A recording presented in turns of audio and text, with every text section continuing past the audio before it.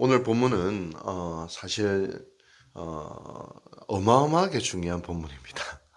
정말 어마어마하게 중요한 본문이에요. 여러분 성경을 66권이 있지 않습니까? 이걸 딱 한마디만 이야기해라. 이러면 오늘 성경 본문이 나와요. 주는 그리스도시요 살아계신 하나님의 아들이십니다. 이 성경 전체를 딱 한마디만 이야기해라. 그러면 주는 그리스도시요 살아계신 하나님의 아들이십니다. 그렇게 이야기할 수 있어요. 모든 신학, 모든 기독교 신학을 딱 한마디로 그 결론이 뭐냐? 주는 그리스도시요 살아계신 하나님의 아들이십니다. 이렇게 이야기할 수 있는 본문이기에 굉장히 중요한 본문이요. 또 이 신앙 고백 위에 오늘날 우리 기독교 교회가 세워져 있기에 굉장히 또 교회론의 입장에서도 오늘 이 본문은 필수적인 본문이요.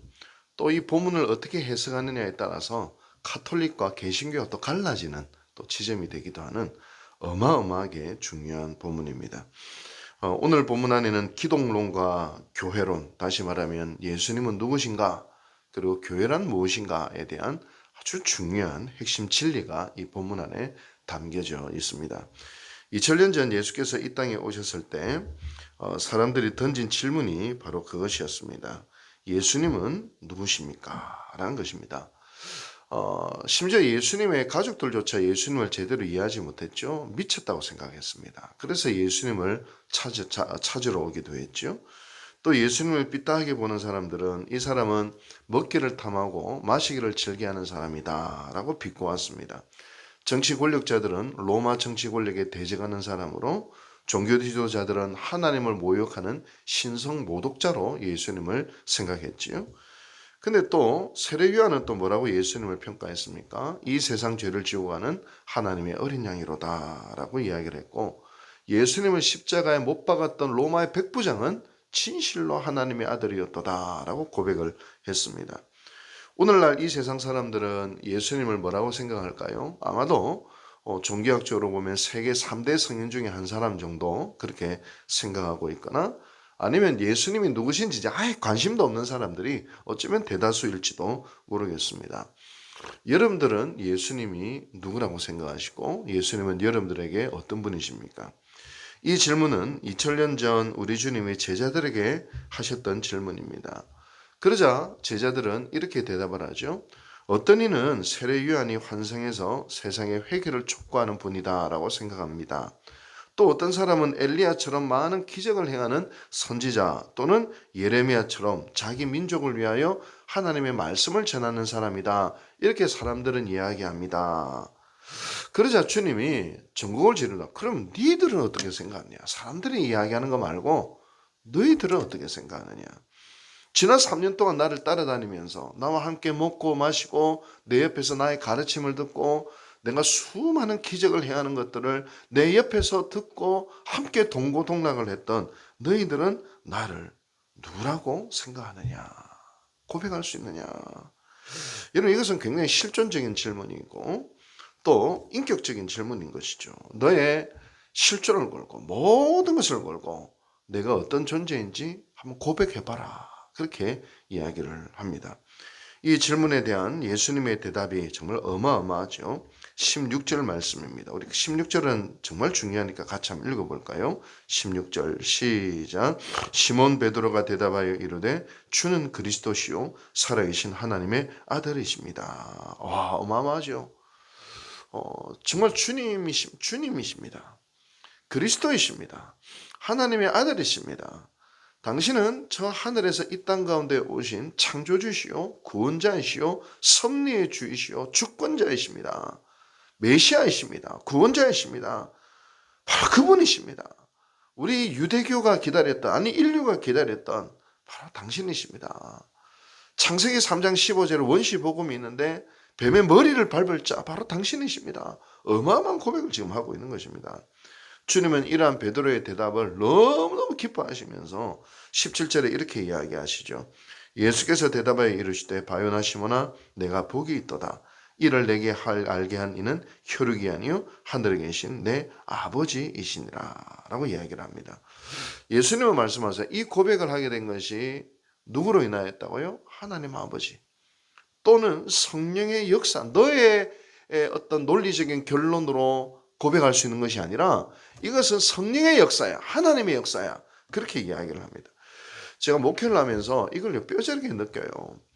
제가 참 안타까운 것은 어떤 분은 믿고자 하는데 안 믿겨지는 분을 보면 저도 너무 마음 아파요. 믿고자 하는데 안 믿겨. 근데 그때 필요한 것은 인내예요. 하나님은 언젠가 믿음을 주시고 만나게 해주시는데, 그렇죠? 만나게 해주시는데 이 영혼의 문제가 달린 거를 너무 쉽게 생각을 해요. 몇 번 해보고 안 되면 포기해버리고. 아니 예전에 이게 좀 설교가 길어질까 걱정되는데, 예전 교회에서 어떤 분이 전도대에서 왔어요. 현대자동차 다니는 분이신데요. 몇 번 교회 오다가 교회 앞에서 좀 접촉사고가 일어나서, 그러니까 본인이 어떻게 생각, 나 같은 사람은 교회 오지 말라고 하는갑다 하면서 전도한 사람한테 이야기했다는 거예요. 그러니까 전도한 사람이 뭐라 이야기하냐면, 야, 너는 현대자동차 앞에서 접촉사고 나면 회사 안 가냐? 집 앞에서 접촉사고 나면 집에 안 가냐? 근데 교회 앞에서 접촉사고 나도 교회 안 오냐? 이 사람들의 사고가 어쩌면 내 영혼, 어쩌면 직장 가는 것보다도, 내 가정보다도 어쩌면요, 내 영혼, 구원의 문제가 달려있는 이 심각한 문제 앞에서 몇 번 해보고 내 생각과 내 기대와 내가 원하는 수준만큼 안 되면 쉽게 포기하는 경우들을 보면서 얼마나 참 어처구니가 없는지 잘 모르겠어요. 어찌됐든 믿고자 하는데도 안 믿겨지는 경우들도 있긴 있더라고요. 이건 너무 가슴 아파요. 근데 제가 결정적으로 뭐냐면 이건 성령의 역사다. 성령의 역사로 우리가 믿음을 고백할 수 있는 거예요. 여러분, 우리가 믿음으로 고백할 수 있다는 것은 여러분 안에 성령께서 역사하시기 때문입니다. 성령의 역사는 우리의 믿음의 출발이에요. 성령의 역사의 출발은 뭐냐? 지금까지 내가 내 인생의 주인으로 내가 왕으로 삼았던 내 인생이 이제는 예수님은 주로, 예수님을 하나님의 아들로, 예수님을 그리스도로 이제는 고백하고 섬기며 살아가기로 하는 것이 바로 성령의 역사고 믿음의 출발이라는 겁니다. 그리고 이제 두 번째로 이렇게 질문을 하죠. 교회란 무엇인가의 질문입니다. 18절 19절 말씀인데요. 이렇게 이야기합니다. 또 내가 내게 이르노니 너는 베드로라. 내가 이 반석 위에 내 교회를 세우리니 음부의 권세가 이기지 못하리라. 내가 천국 열쇠를 내게 주리니 내가 땅에서 무엇이든지 매면 하늘에서도 매일 것이요 네가 땅에서 무엇이든지 풀면 하늘에서도 풀리리라 하시고, 이 반석 위에 내 교회를 세우리라, 그렇게 이야기를 합니다. 이 반석은 카톨릭은 뭐냐면 베드로라고 하는 한 인간 위에 세웠다 생각해요. 그 베드로가 로마의 일대 교황이고 그 후계자들인 교황 위에 교회가 세워졌다. 이게 카톨릭의 논리인데, 한 인간 위에 어떻게 교회를 세웁니까? 그래서 개신교는 뭐라고 하냐면 베드로의 고백 위에, 이 고백이 반석이라는 거예요. 주는 그리스도시요 살아계신 하나님의 아들이십니다는 고백 위에 교회가 세워졌다. 개신교의 해석이 100번 옳죠, 사실은. 여러분, 교회는 어떤 곳이냐? 성령의 역사로 말미암아 예수 그리스도를 왕으로 하나님의 아들로 메시아로 고백하여 예수로 인하여 생명을 얻은 사람들이 모인 곳이 바로 교회다. 그렇게 이야기할 수 있습니다. 그래서 에베소서 1장에서는 예수님은 머리시오 우리는 몸이다. 교회의 생명성을 그렇게 고백을 하고 있는 것이죠. 여러분, 우리가 교회를 왜 사랑하나요? 교회를 사랑하는 이유는, 저도 가만 보니까 성도들, 저도 목회를 하면서 가만 보니까요, 교회 안에 있는 예수 그리스도와 그 생명에 대한 관심 속에서 모이는 것보다도 그냥 사람끼리 만나고 사람끼리 좋아하고 사람끼리, 물론 그것도 좋은 것입니다만, 더 근원적으로는 교회는 뭐예요? 바로 교회의 주인이 예수 그리스도시요 우리는 그의 몸이라는 고백 속에서 모여 있기 때문에 교회를 사랑하는 것입니다. 제가 신앙생활하면서 목회를 하면서 분명히 알 수 있는 것은 뭐냐면, 그가 예수님을 사랑하는가 어떻게 알 수 있냐면 교회를 사랑하는 걸 보면 알 수 있어요. 교회를 사랑하는 걸 보면, 예수님을 사랑한다 하면서 교회에 대해서는 아무 신경을 안 써. 그거는 그거는 사실은 예수님을 사랑하는 거 아니에요. 사랑은 안 해요. 왜냐하면 교회는 예수님의 몸이기 때문에 그렇습니다.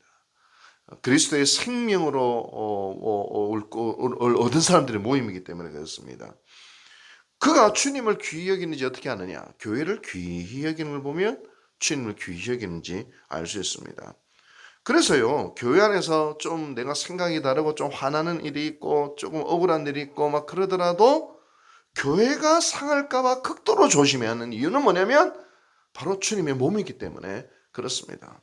어떨 때는 한번 막 뒤엎어버리고 싶고 한번 싸우고 싶기도 하고 어떨 때는 뭐 교회 안에서 좀 갈등을 이끌고 뭔가 상처받거나 내 뜻대로 안 될 때는 뭔가 좀 이렇게 막 그냥 막 한번 힘을 쓰고 싶어도 조심하는 이유는 뭐냐? 교회는 우리 주님의 몸이기 때문에 그렇습니다. 너무 귀하기 때문에 이 주님을 대하듯이 대하기 때문에 그렇습니다.